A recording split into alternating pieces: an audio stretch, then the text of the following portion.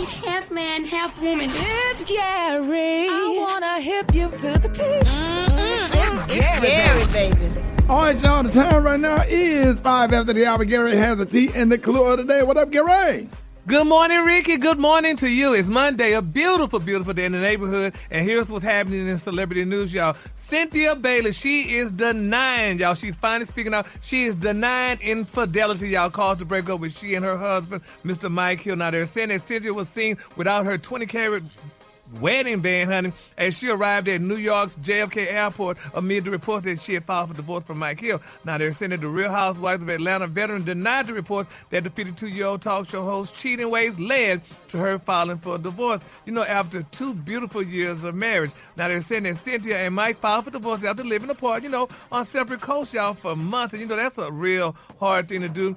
And, Cynthia went out to say, she said it may not seem like it, but when you think about divorce or a relationship ending, she said, but this for us is not a bad thing, she said. She told that to People magazine. She said that this is not a tragic ending for us. This is 2 people who have enough love, y'all, and respect for each other to be truthful about their relationship in terms of asking themselves, are we truly happy together? How do we want to move forward? And then, who were brave enough, y'all, and loved one another enough to make that choice together. Now, Cynthia said, honey, that, she did not want to go through the same thing she did when she was with her husband, Peter Thomas. She said they were married for almost 8 years, and she said we struggled a whole lot of those years. She said, I didn't want to wait 8 years, honey, to figure out that it's not working or we're not compatible as we thought we were. And she said, and Mike said the same thing, which is a good thing, though. But, Rick, a lot of people, isn't it amazing, though, how a lot of people stay in marriages, honey, trying to work it out, knowing that it ain't going to work, honey, just leave, honey. I mean,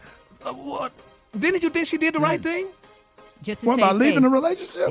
Yeah, not staying in it, honey. Like Maria was saying, just save face. If it ain't working, you got to go. I mean, she's still young. You got the rest of your life to live. I mean, imagine how many people waste 20 and 30 years in a relationship when they could have moved on and been enjoying their lives. Yeah, right. But then some people say, but we got to stay for the kids, though. Damn, the kids deserve to see you happy. They deserve to see you happy, even if you're not together. You can be happy and not be married. And even raise the kids better. To come. You know what? Nobody asked y'all to come. Okay.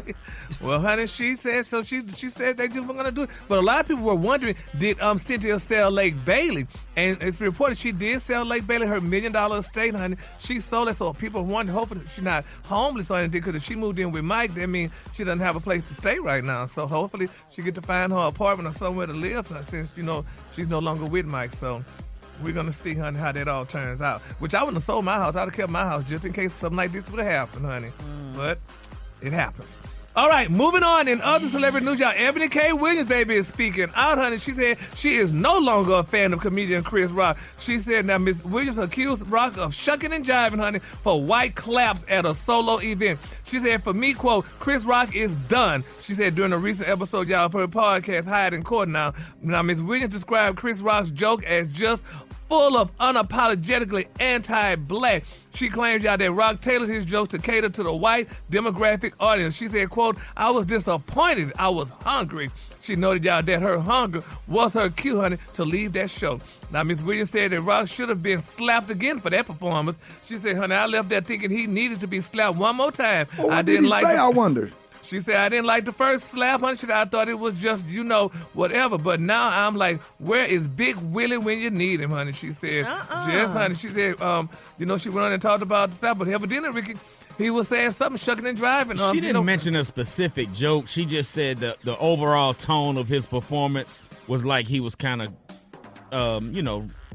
performing for the, non-melanated. Yeah, like he was kind of, cooning it up, for lack of a better term. Yeah. And you can kind of see that, though. I mean, let's keep this going, honey, so I can keep this sympathy role going where I can keep getting my checks. And, he has a beautiful European girlfriend now, so I don't know. That probably didn't help matters, no. Yeah. Have you ever been to a Chris Rock comedy show? Yeah. I mean, he's a great comedian and stuff, though. Ricky, didn't you and him, y'all did something together once upon a time? Yeah, we done some shows together, and I literally was jogging, and he was going for a walk downtown Atlanta. I ran into him on Peachtree and stood there and talked for about 15 minutes and hugged and shook hands. Oh, wow. Or whatever. I don't really know him personally, and spent a lot of time with him, but I think his comedy and Dave Chappelle comedy is absolutely genius. Whatever. And sometimes you just have to perform for your audience, but it don't. I don't know about the anti-black. I never heard the anti-black. I would like to hear what she's talking about. Yeah, she should have been more specific than just throw it out there like that because it sounds kind of. I did hear him once say that John McCain was so old that he used to own Sidney Poitier. He said that here at the Fox Theater. Oh, Well, damn. maybe. No. He said that. Wow. Man. You know what? That's I can't. No. Yeah, no pray. Look at you. Look at you. Moving on. In my last. Oh my God. That is old. That is funny.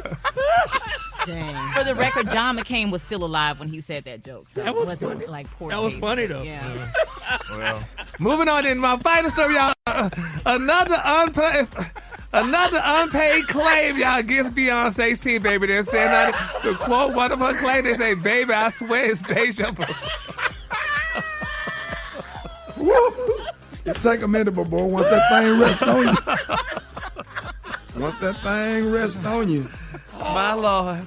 My Jesus. Go ahead, Gary. I'm listening. Anyway, child, somebody said Beyonce ain't paid the honey. We're going to leave that there. All right, the color today, honey, is one of my favorite colors. My color today, y'all, is basil. On the high end, you say basil, and on the low end, you say beautiful green. That's your color for today. All right, y'all, give it up for Gary with the team.